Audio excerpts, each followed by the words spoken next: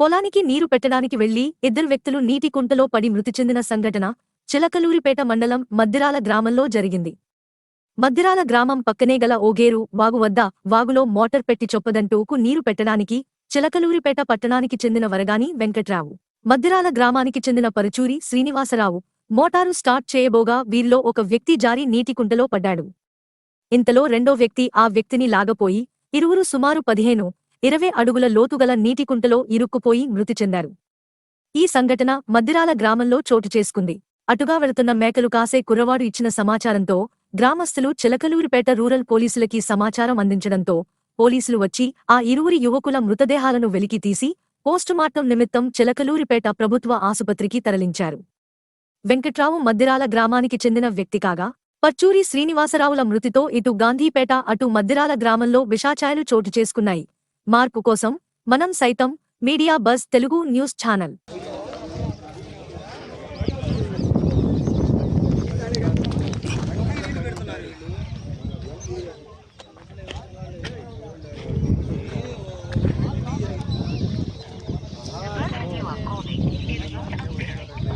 ఎప్పుడు ఆగే రూమ్ మట్టి తోలుతున్నాము.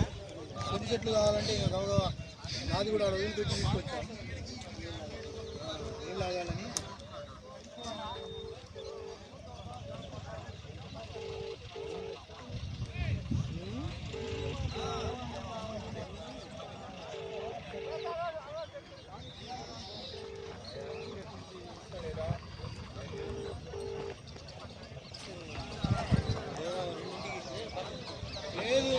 నీళ్ళు పెడతాం.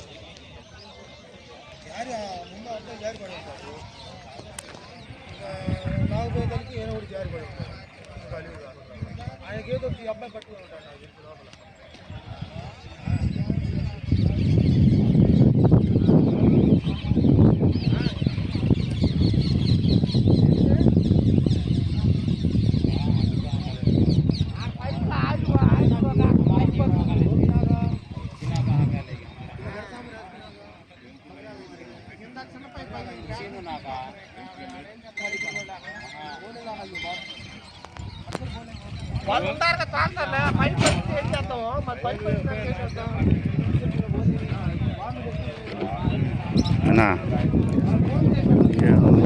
ఫస్ట్